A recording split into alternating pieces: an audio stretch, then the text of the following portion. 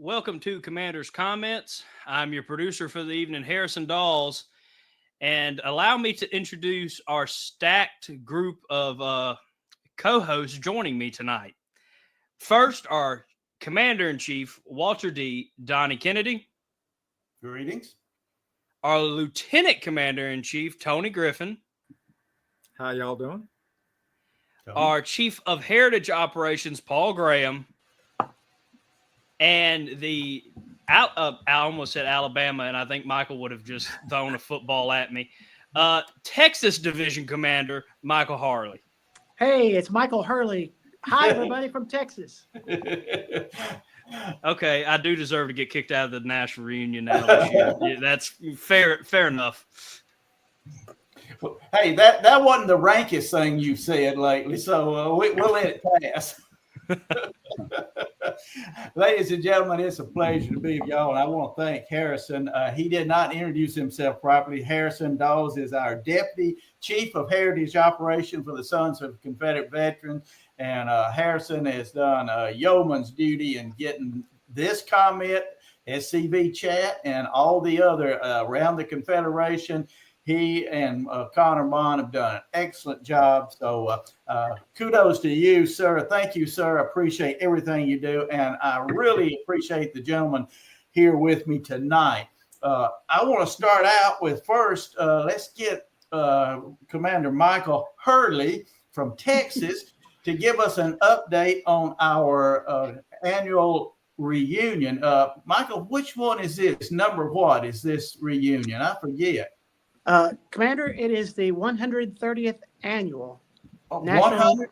reunion. Yes, sir. Great. Well, can you just kind of bring us up to snuff what's going on and some of the things that people might need to know in order to get down to Houston and have a great time? I almost said a gay old time, but that would either make me a weird fella or an old fella. And I promise y'all, I'm just a weird old fella. That's how it is. Go ahead, Michael. Thank you, Commander. So first, folks, when I jumped on the broadcast, I realized I was the only one not in a tie or yoked up. So I apologize for that. But you're catching me at the end of a workday. Most of you know I live in Tyler, Texas, which is in East Texas, but I'm self-employed and I work every Thursday in Dallas. So you're catching me right after work. And I'm actually coming to you live from the Riverside Church of Christ in Capel, Texas, where we practice every Thursday night, about 150 of us, with the vocal majority, a barbershop chorus. And so as soon as I finish this presentation, I'm going right downstairs to join the chorus. If you hear a little bit of singing, I'm pretty far away from them, but that's what that is. So let me give you an update on the coming reunion, because obviously as the chair of this year's reunion, I am super stoked about the opportunity to have all of you see our beautiful home here in Texas. And I really thought, what was the best way to describe what's in store for you? And I think that one of the things I'd like to start with is to really help you understand. I have been amazed, folks, when I'm in South Carolina, for example. I work with a company out of Columbia, South Carolina. And when I go to meetings in South Carolina, I'm always amazed at how little people from other areas of the South really know about Texas. And so I wanted to give you just a little bit of a taste of who we are as a people, because I know this reunion is going to be a wonderful, unique opportunity to experience a part of the South that maybe some of you have never experienced before. Texas truly has a unique and special heritage. Really, I can only think of one, that would be Louisiana, that could rival it in its uniqueness. Louisiana also has a very unique culture among our southern states, but Texas is no exception. And of course, being a Texan, I believe we have the greatest of cultures. But I wanted to share with you a little bit of some of the things you're going to encounter in Texas, that while we're definitely a part of the South, we are unique among southern states. So let me give you first just a little bit of information. The reunion will be held in mid-July in Houston, Texas. And to give you a little bit on the demographics, we are different in demographics than other areas of the South. For example, Houston itself has 7.6 million people in the Houston metro area. Generally, when we think about the South, we think of Atlanta as being the largest and most influential city in the South. But the reality is Atlanta is about 6.3 million. So Houston is a larger city. It's not necessarily a good thing, but what I will say clearly is that at the Texas border, the Atlanta influence ceases. And we have the fourth largest city in the country, Houston, Texas, where we're going to be hosting the reunion this year. Our demographics are laid out a little bit different than other states in the South as well. And I think that's important to note as you consider our culture. For example, in general, we're about 45% Caucasian. We have about 15 to 18% African American and roughly 32 to 35% Hispanics here in Texas. And that's not something entirely new. You know, we hear so much on the news right now about everybody crossing the border. Really, our Hispanic influence in Texas goes back as old as Texas itself. Most of you are aware Texas was a part of Mexico originally, and you're going to find Hispanic influences everywhere you look when you come and visit us here in Houston. And that is unique. You don't find that in other areas of the South like you do here in Texas. So demographically, we're a little bit different. And of course, Texas is a very, very large state. Guys, just to give you an idea, we're the only state in the country where you can start at mile marker 1 and be at mile marker 800 and still be in the state of Texas. We are the largest state in the Confederacy and the second largest state in the United States, as we all know, second only to great big Alaska. But I dare you to try to drive from one end of Alaska to another. It's probably not possible. But we're a very large state, and we're unique in our demographics. Secondly, we're unique in our history. I think most of you are well aware that Texas, all of us being history buffs, was formerly its own republic. We had our own constitution, our own presidents for 9 years prior to becoming a part of the Union in 1845. And as a matter of fact, here in a moment, when I talk about the tours, we actually are going to have a tour at the reunion of the historic San Jacinto battleground, which was where Texas won its freedom and its independence from Mexico. And again, I'll tell you a little bit more about that. And Texas also negotiated when we became a part of the Union back in 1845, and we're the only state by law that is allowed to fly her state flag at the same level as the country's flag.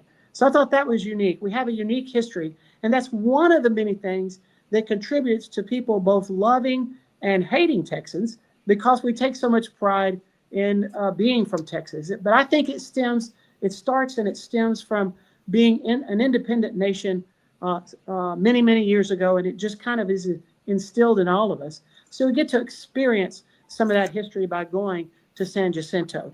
Next is the food. You know, when it comes to barbecue, I love all barbecue. Give me some wonderful South Carolina pulled pork any day of the week. But I want to remind you, here in Texas, we really focus on beef brisket and beef ribs. And of course, we do have pork, but to be honest, I don't think our pork measures up to what they have in other areas of the South. But I challenge anybody who loves barbecue to find better brisket than you'll find in the state of Texas.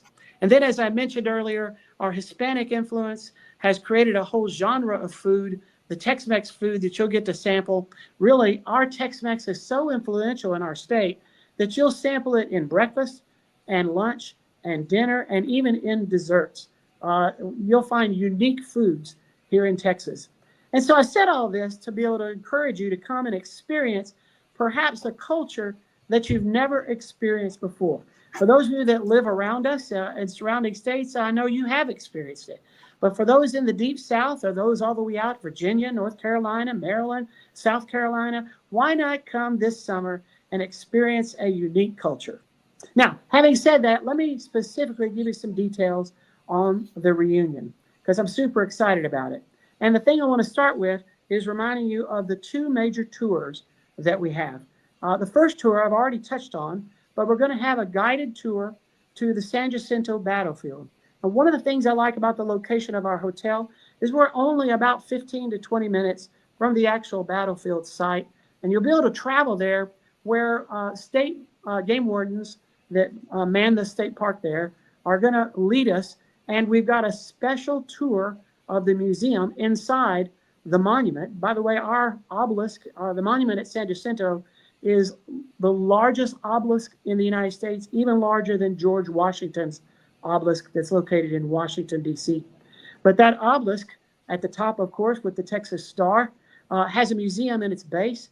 And not only are we going to be able to go into the air-conditioned museum, and that's important because you're coming to Texas in July, but we've made arrangements to have some of the battle flags that they keep in their collection that are not normally on display pulled for us to see. Now, let's remember, the San Jacinto battle was for Texas independence well prior to the war for Southern independence.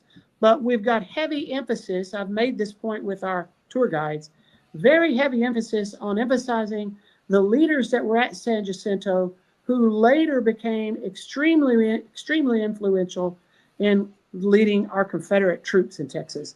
And I've been amazed just how many of our Confederate colonels and generals were first at San Jacinto. So we're definitely going to tie it in, but you get to walk the same field where Sam Houston and his brave Texans overwhelmed Santa Anna and captured him, and Santa Anna signed the papers later to allow Texas to be an independent republic. Really didn't have any choice. Either sign the papers or go meet the Lord. But we're going to take a tour of San Jacinto, and these are all on air-conditioned buses. I really think that's important to emphasize because we do have our heat here in Texas in July, and I've been very cognizant of that with everything that I've planned out for our reunion. Our second tour is the one that's really the grand tour of them all. It has 3 different pieces to it. So first, we're going to take air-conditioned buses down to Galveston. Galveston is about a 30 to 40-minute drive. It depends on the traffic. We won't have to worry about the traffic because we're not driving. But down to Galveston, where we're going to have a tour of the actual battle sites where the Battle of Galveston took place. I'm glad to tell you, if you don't already know, that was a Confederate victory. But we're going to tour some of the sites there and some of the damage that can still be seen in the buildings that are still standing down in the historic area of Galveston, commonly known as the Strand. And that's a guided tour with a gentleman that's a member of the SCV who's written a book on the Battle of Galveston. And that's a battle that many are not familiar with, and we're super anxious to share that with you. Following that, we're going to the local library where, once again, we've made arrangements to have Confederate battle flags pulled out of storage for us to see on our tour that even I have never seen before because they're not normally on display at the library. Following that, we're moving on to dinner. We're having a dinner overlooking the battleship Texas, which will be almost finished with its refurbishment. It's going to be sitting just outside the hotel. We'll have the views of the Texas while we eat a seafood dinner. And I want you to know that's a top-of-the-line dinner. As a matter of fact, about 65% of the cost of the tour alone is in the dinner that we've picked out for you. It's going to be top rate. I'm hoping 4 or 5 stars. I'll let you be the choice of that. Now, that'll get us late into the evening. When I say late, about 7 o'clock. And we're going to get back on the air-conditioned bus, and we're going to travel over to the historic cemeteries of Galveston, and we're going to have a twilight tour of the cemeteries. Now, the cemeteries, there are 7 of them in Galveston, but they are almost inseparable. When you approach the area, it looks like one large cemetery. Now, if you're not familiar with what happened in Galveston, I'll be very brief here. But what happened was there were terrible hurricanes that almost destroyed the city. And I believe the year was 1906 when the last great hurricane hit. And the fathers of Galveston at that time pulled off an engineering miracle. And they literally raised the entire city about 8 feet higher than it had been previously. And the cemetery was no exception.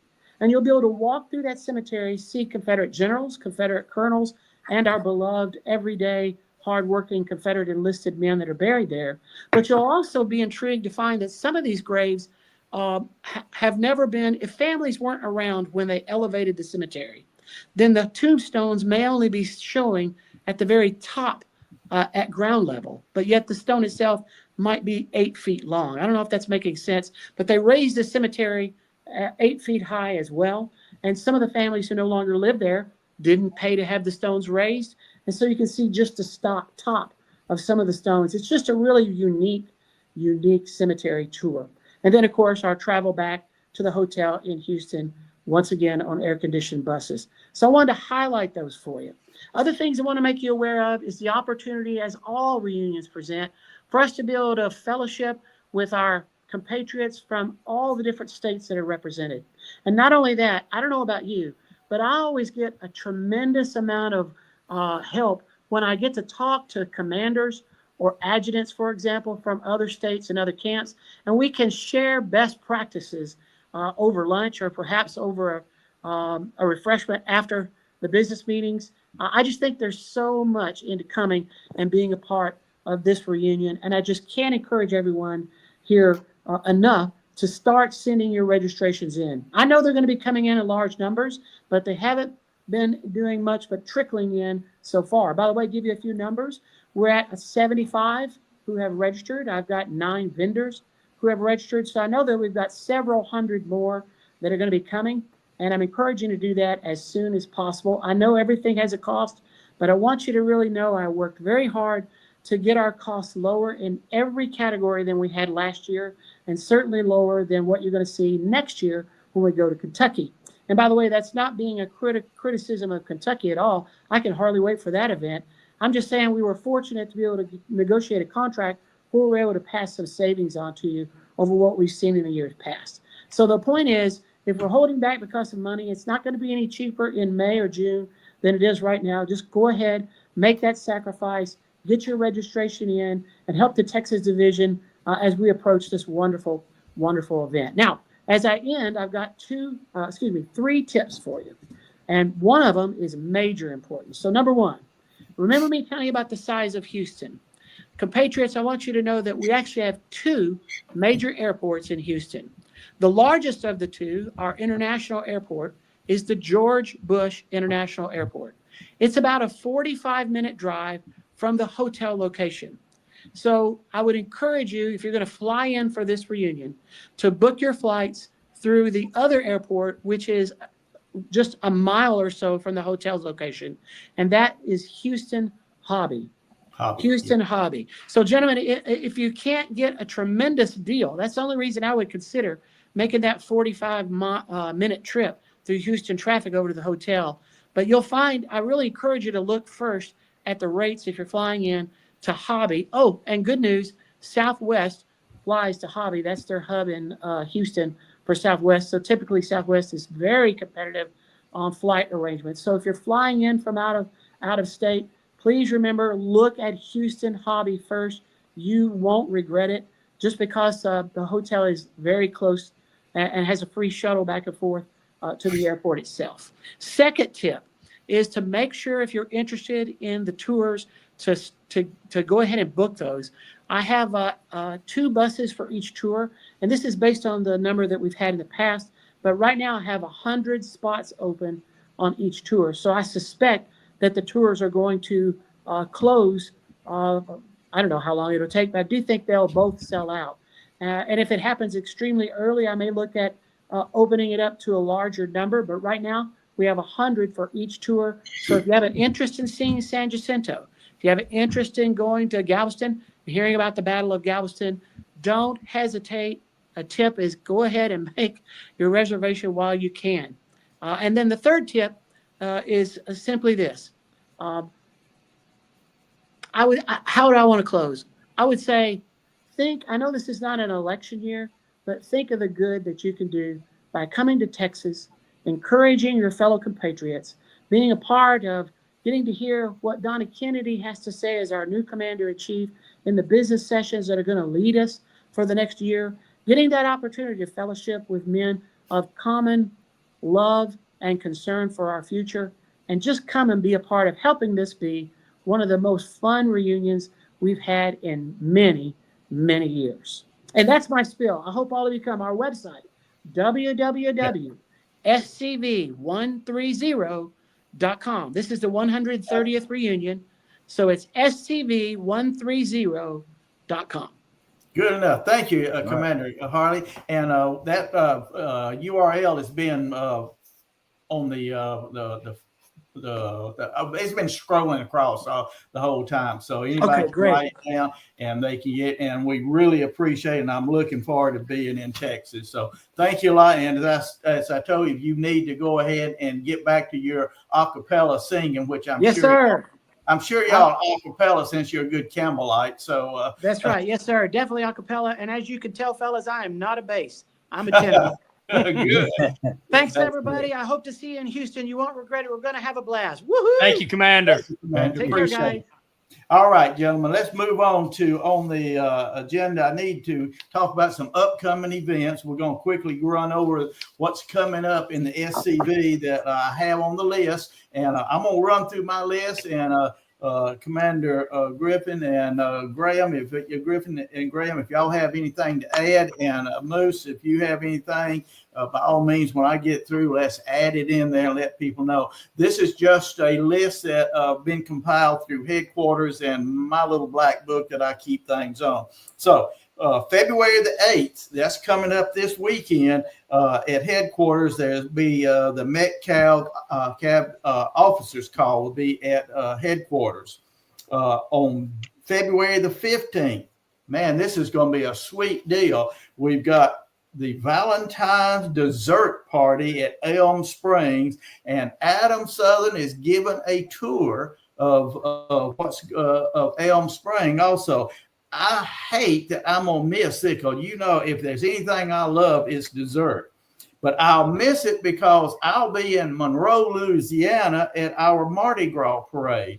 And I want to invite every SCV member that's not going to be at Elm Springs to come on and march. You can carry a flag, you can ride on a wagon, you can float, or you can ride in an automobile, or you can march and with our units. Come on down. You will be surprised and impressed at the enthusiasm that's expressed. Anywhere from 100 to 200,000 spectators on the streets from West Monroe to Monroe. And, you're going to get your occasional bad sign. People don't understand a finger sign, so they'll give you the wrong sign. But they're overwhelmed by the positive response, and it's televised also. It's a good publicity for the Sons of Confederate Veterans and a lot of fun. So on Monroe, Louisiana, you can get in touch with the Thomas O. Benton Camp in Monroe, Louisiana, and Thomas Taylor will help you out there, and they'll get you lined up for that. That's February the 15th. That's on a Saturday. On March the 8th, we'll have a GEC meeting, gentlemen, in headquarters, and the museum will be open. Y'all come on down. As you know, members should know this. All members of the SCV are welcome to be in our meeting, because this is the meeting for the organization, the General Executive Council meeting. If we have special things that needs to be said more or less confidentially, we'll go into executive session, but that rarely happens. And if it happens, it's usually not that long of an event. But we will have the GEC meeting. That's on March the 8th. On March the 15th, the Tennessee Division has a workshop at headquarters in Columbia, Tennessee. On March the 29th, the Confederate Legion will have a training session.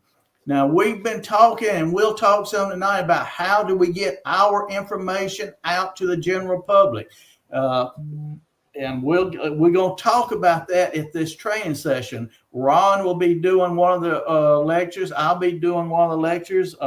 Also, Paul Graham will be giving lectures. We've got a special booklet for everyone that attends. They'll get the booklet that talks about how do we get our information out to John Q. Public and let the world know who we are and what we are all about. And the museum will also be open on that day. On May the 3rd, there's a pilgrimage at headquarters. That's our annual SCV pilgrimage, and they've got a dynamic speaker there by the name of Ron Kennedy. He'll be bringing the message for us at the event. So that's May the 3rd, SCV annual. That is an annual event, a pilgrimage to headquarters. So by all means, y'all come on down. Adam also wanted to let y'all know that starting in May, we do a lot of bus tours coming through headquarters. Now, these tours, folks, this is very important because this is bringing people in who never have heard of the Sons of Confederate Veterans. They have no idea about who we are. They get to walk through Elm Springs and our beautiful museum. And when they go through there, they'll have a different view of what we are about and why we are proud to be Southerners and why they should be proud. And this entails, if the more advertising we do for the Sons of Confederate Veterans, and this is advertising that's in magazines and in radio and TV and on social media, that sparks interest and people will want to come in and do bus tours. So by all means, starting in May, we'll have the bus tours. I'm going to back up because I do believe, if I remember correctly, on May the 3rd, at the pilgrimage, SCV pilgrimage, Ron will be speaking, but they'll also have a car show, an antique car show going on at the same time. So it's going to be a dual thing. We're going to have a car show. And if y'all are there the last couple of times, this is very interesting event. We'll see some of the older cars that we grew up with. And I know Paul, he don't remember some of these old cars since he's a young man, but and I'm sure Harrison has no idea. But, Harrison, anything that was over made before 2000 is just antiquated junk, But they had good cars back then, Harrison. Really good. On July the 26th, they'll have another Rebel Rouser cruise in there at headquarters. So that's what's going on in headquarters. Now, I've got a couple events that's going to happen in the armies. Now, Tony, Paul, Harrison, do y'all have any events that you would like to announce right now? Do y'all have anything? March 1st, we have our Confederate Flag Day event in Oakwood Cemetery. Besides that, we're also dedicating the Texas Monument there that Commander Hurley brought back in November, and all the stones we put in the last year. And then on April 2nd, we have the annual AP Hill event at his death site. And Patrick Falsey, who portrayed AP Hill in the movie Gettysburg, is always there. So that'll be that day. Yeah. Now, give me those dates and where are they going to be? Right. One more time. Confederate Flag Day at Oakwood Cemetery in Richmond. 2 o'clock in the afternoon. Right. Okay, that's easy to find. Just Google it. You can find it on maps.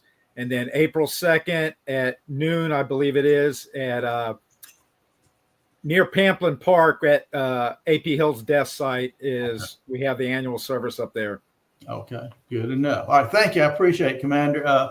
Harrison, Paul, do either one of y'all have anything? Nothing that's soon. Okay. The Mississippi Division has 2 great events going on in February. February 8th is a division training seminar for camp officers, division officers, brigade officers, but it's open to every member of the SCV that just wants to get more involved or figure out what they can do more as an individual member. Our speaker for that event is past Commander-in-Chief Jason Boshears. The information for that event is on the Mississippi Division website, and as well as you could contact me for any information. And then on February 15th and 14th, there is the pilgrimage to the Tomb of the Unknown Confederate Soldier at Beauvoir. The 14th will be the banquet.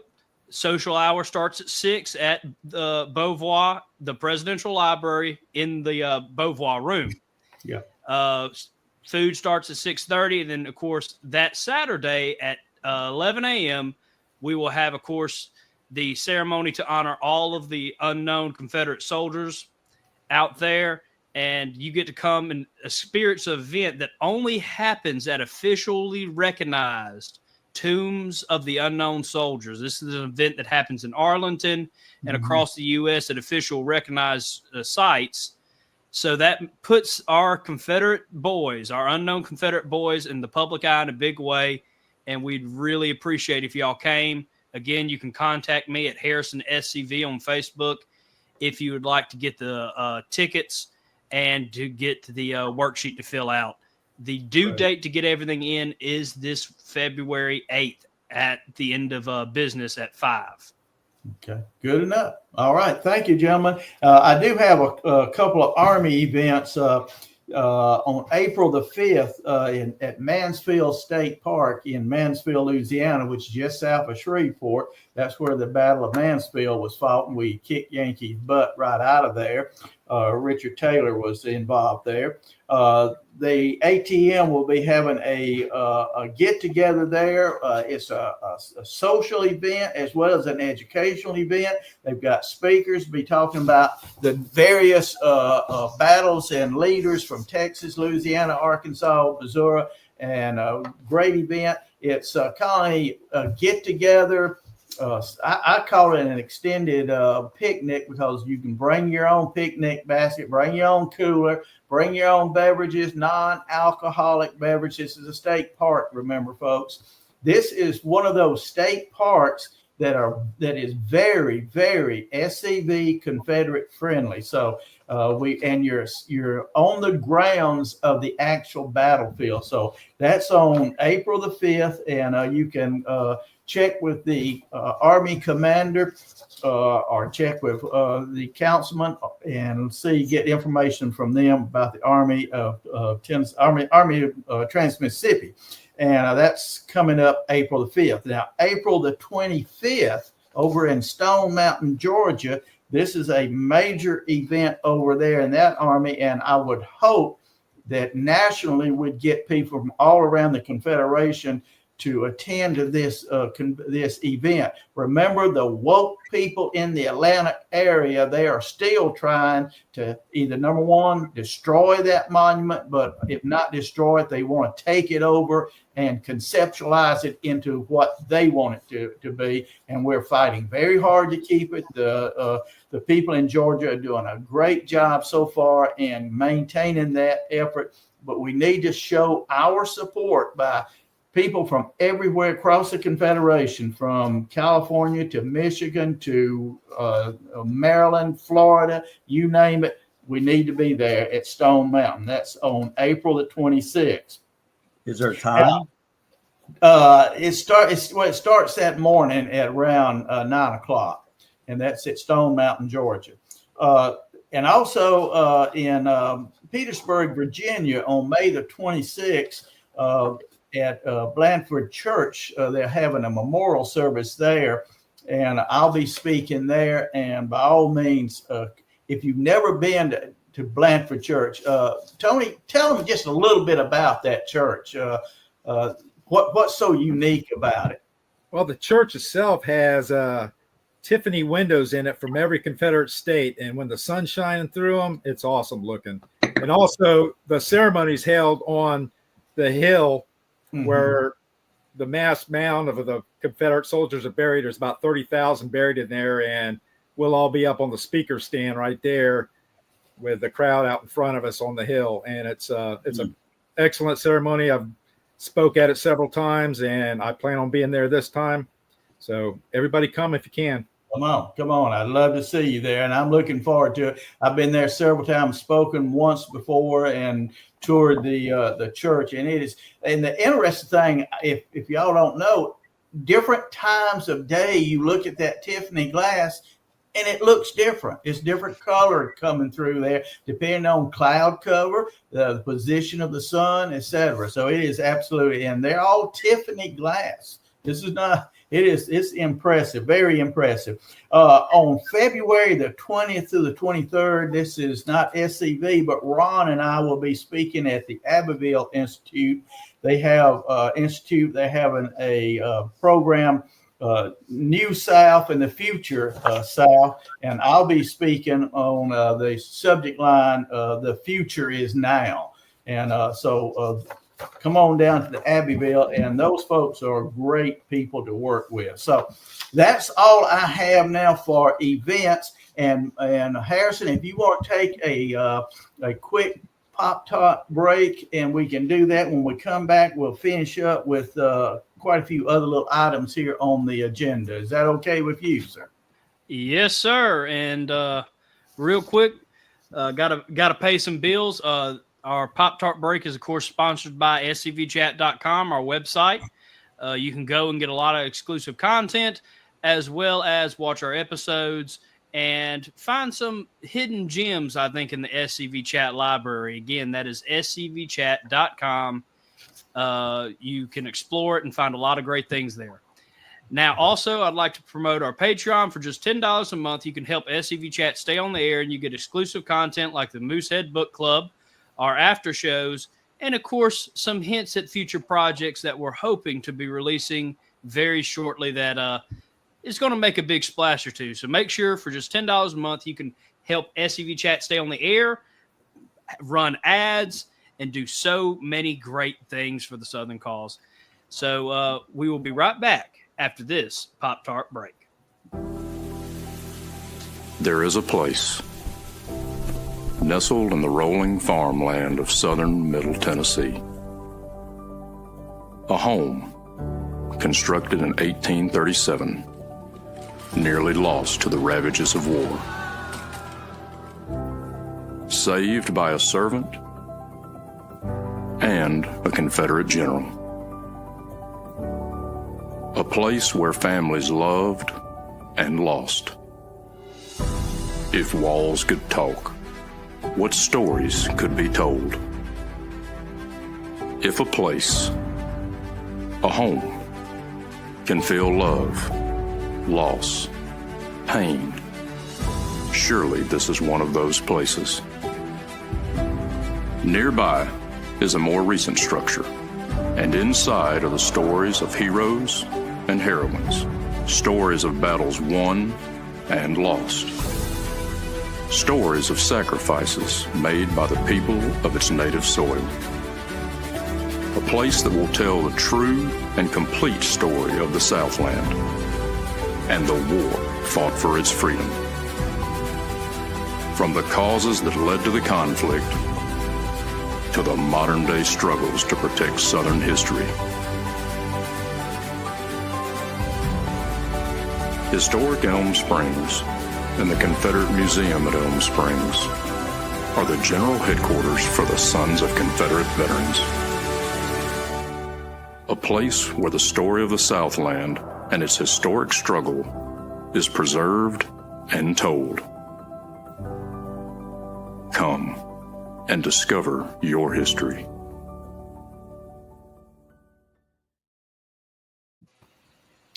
Now that is impressive. Now I'm glad that I'm going to segue right into something right now.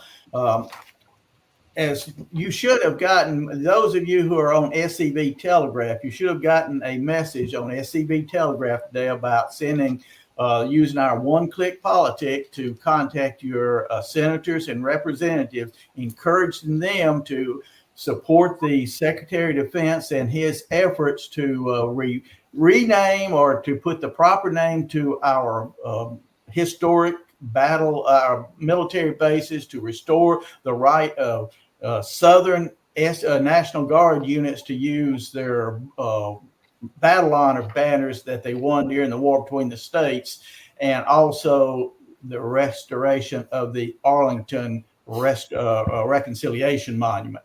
I have in front of me a letter, and I'm going to kind of see if I can hold it. This is a letter that was sent, and I'm just showing that because it's on our stationery, and I want y'all to see that. And look down there's a QR code down that stationery. This is the letter that was sent to the Secretary of Defense back at the end of January. And that QR code goes to that If Walls Could Talk video. So he has gotten this letter. And if you've gotten your one-click politic, you'll notice the verbiage, not the, I don't have the logo and everything on there. It wouldn't take that, but the verbiage of this letter is on that one-click politic. I'm encouraging you. I'm just asking, I'm pleading with you, get people to use that one-click politic, and let's let our congressmen and senators know that we're out there. The SCV is busy. The SCV is pushing this effort, and that the people of the South, we are the ones who, listen, folks, I don't know if y'all know this or not, but right at between 54 and 58% of the electoral votes that the current president received came from southern states. And I'm including, obviously, Oklahoma, West Virginia and those southern states, because West Virginia is a southern state. But all the southern states, we gave the president more than half of his electoral votes. Now it's time for them to turn around and say, okay, Southerners, we understand. This letter, if you read that letter, it lets the Secretary of Defense and the congressman who will read it, let them know what the South has done for this nation after the war. So take a look at that, get involved with that one-click politic, and let's get that moving, because this is how we make a difference. And complaining about things won't do any good. Action is what matters. And this is part of what we're doing in SCB to go on the offensive. Okay, another thing that we're doing is we've got some billboards that's going to go up around the Confederation come April. And I'm going to ask our Lieutenant Commander-in-Chief, Tony Griffin, if you'll just give us a little bit of an update on what's going on with our billboard ads. And Harrison, if you'll get ready with the photos of the billboard and the yard sign, we'll probably use those in a minute. Okay, as y'all know, I'm promoting billboards across the Confederation, and I'm offering $500 out of my recruiting and retention budget to each division that'll put up a billboard. And so Virginia's been doing it now. This is our third year and fourth billboard campaign, and we're putting up 8 by the division this year and 1 by a couple of brigades that have gone together. So we got 9 signs going up. Wow. Louisiana and Bobby Heron down there in Donnie's area is, I think y'all are putting up 5 or 6. And 6 got the last one was an electronic billboard down somewhere that's getting put up. So right there is 15 billboards getting put up. And I've heard from, besides Virginia and Louisiana, I've heard from 10 other divisions so far, and every southern state except for 1, and a couple of the border states and California. So they're all checking into it.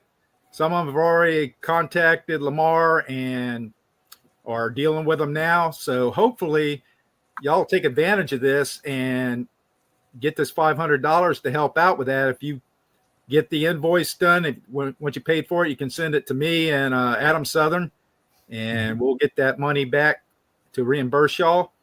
And hopefully we'll have every state in the South covered, along with California, maybe a few others going out there. But also, Moose, could you put the picture up there? Yes, sir. As you see there, we got, that's called our landing page at scb-info.org. Army of Trans-Mississippi Councilman and past Commander-in-Chief Chuck Machael has got that website set up for us. So it's a landing page for people that are interested in joining can go to without having to try to decipher our regular website.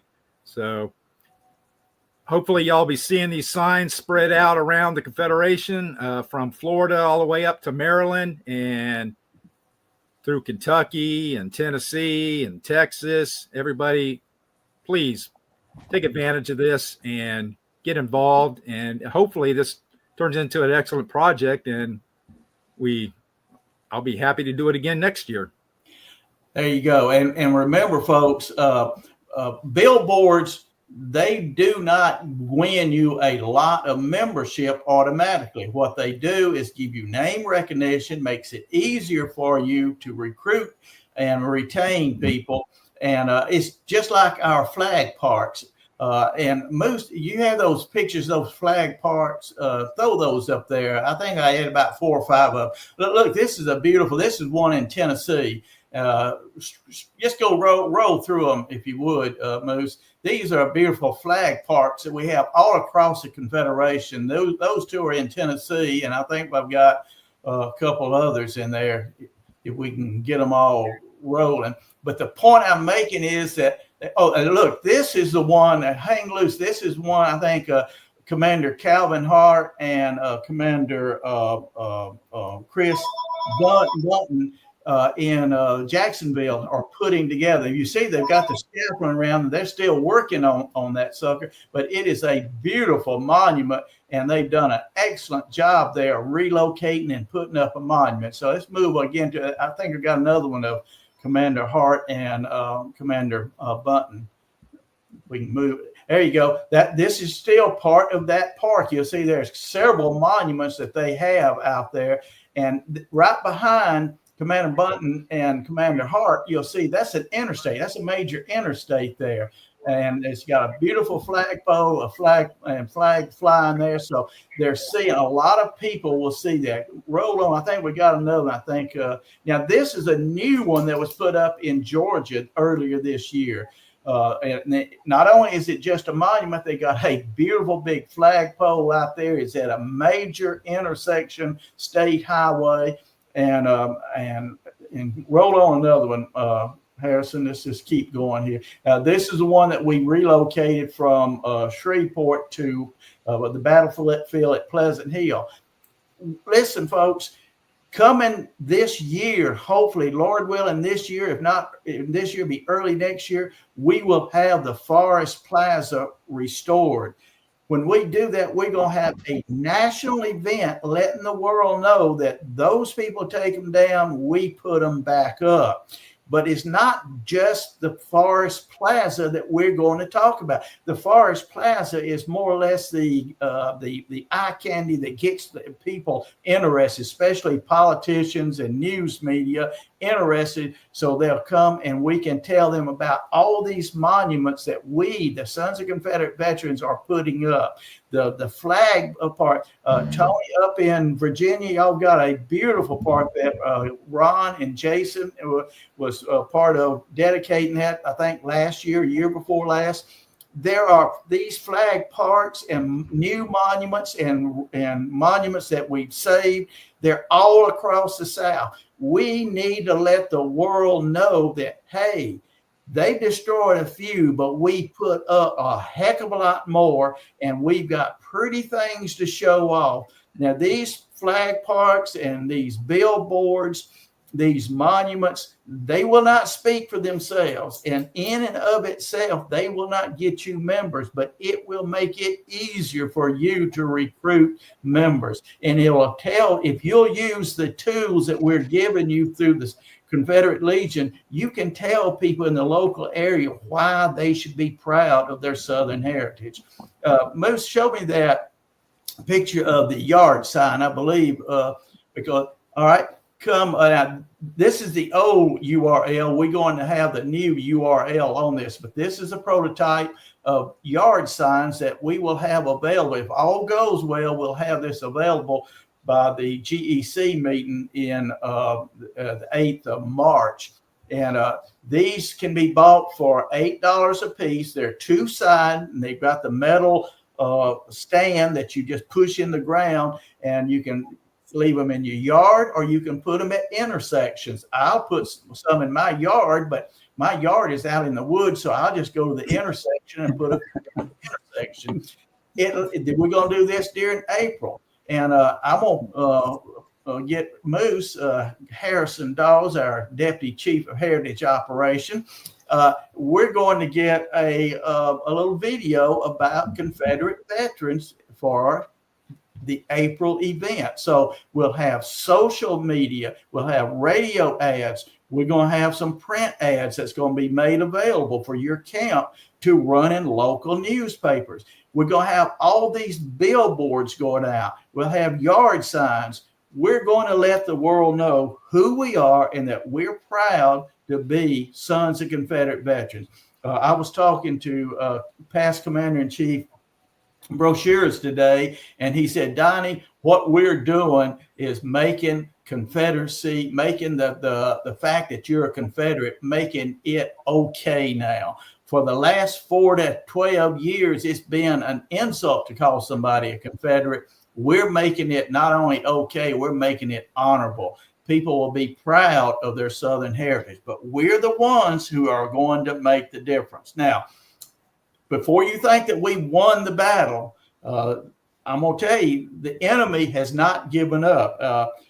Paul, if you know anything, you can bring us up to date on some of the activity going on in the legislature in South Carolina that may be indicating that the wokesters have not given up. Yes, we have a bill that was filed, House Bill 3132, it was put forward by Rutherford, who's the House Minority Leader, and it was later signed on by Mr. Grant, who's on the Committee on Education and Public Works, which is the committee that it has to go through before it would come back to the Senate. To the House, and then it would have to be reconciled with the Senate. But the long and short of it is that they don't want the Sons of Confederate Veterans to be able to have their own license tags. So I don't think there's an appetite for it, but I could be wrong. I've underestimated these people many times. But I haven't talked to the division commander yet about any strategies, but it's something that has not been widely published. I have a web search for news. Anything that has the SCV in it, period, comes to my mailbox every day, so that I know what's going on. And this is one that showed up. It wasn't in a major publication either. It was pre-filed. It has been referred to a committee. Last year, it was killed in the committee. I learned that it had been put forward one time. But the issue is that they don't want to have a license tag with a Confederate battle flag on it, but of course, that's our logo. That's the SCV logo, and it has been since the turn of over 100 years. We have stationery that goes back to 1910 with it on. So if we have stationery, they had to print it before that, and so we're going back a good ways, from maybe all the way to the beginning, for all I know. So it's in the Code of Laws, there's these little chunks of passages where various groups have gotten permission. And of course, the rule is you have to have 400 people and this, that, and the other. But the long and short of it is that there are many fraternal orders that have license tags here in South Carolina. Many of them are, exclusively, traditionally Black fraternities. And there's all kinds of tag. We got a Hurley tag, but I just this is very important because I just don't know how much more. There ought to be a way to capture this in a way that says, look, they took the flag down off the dome, then they took the flag down by the Soldiers Monument, which was a clear memorial flag, properly placed and duly agreed to by the General Assembly. They took that, and now they want to take the little flag on our license tags as Sons of Confederate Veterans. So it's an attack on the Sons of Confederate Veterans. I don't think these people know any Sons of Confederate Veterans, but I hope to be able to speak to them, of course, with the permission of the division commander. I'd like to sit down and talk to them. I don't know what, it's a ridiculous and silly law, and it's a ridiculous and silly. I mean, everybody knows if you can get a flag put down, you can get your leftist bona fides or right to the right too. Nikki Haley is a good example of that. So, I mean, how much more? Yeah. Well, if I had a billboard that I could put up in South Carolina, I would say, how much more? Yeah. Well, the main thing I want to make sure everybody understands, and I'm going to ask Tony if he has anything to add to this, because I know in Virginia, the UDC, I believe, last I heard, it was a bill filed to take the tax exempt status away from the UDC again. Have you heard anything else about that, Tony? It's not just the UDC. It's anything that has to do with Confederate stuff, everything. It's got Sons of Confederate Veterans listed in there, Jeb Stuart Home Place, Stratford Hall, I think, was on there, any of it. And it's going to get through, and I think it may have already gone to the governor's desk. If it hasn't, it will be shortly. But last year, Governor Youngkin vetoed it, and he'll have to veto it again this year, because if he doesn't take any action, it goes into law.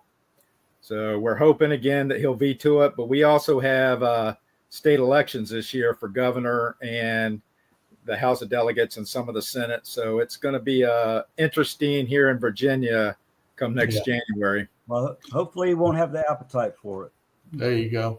Well, and one thing about that y'all, the Virginia, if you SCV, if you need to use this one-click politic, if that's something y'all want to use, by all means, it belongs to all of us, not just the headquarters. So, but the main thing I want folks to realize, things have changed a lot, but the enemy is still there, and they're still on the attack. So we're running out of time here, and I want to get right quick to the Forest Plaza and talk a little bit about the 21st century Confederate heroes. We're pushing that effort on because we want the Forest Plaza. We still need some more financing for that. We're up to about, it depends on who you talk to and which estimate you get, but anywhere from 70 to 80% funded for the restoration project. But the longer we wait, the more it's going to cost because prices keep going up. So I'm encouraging everyone to continue to push this 21st century Confederate heroes effort.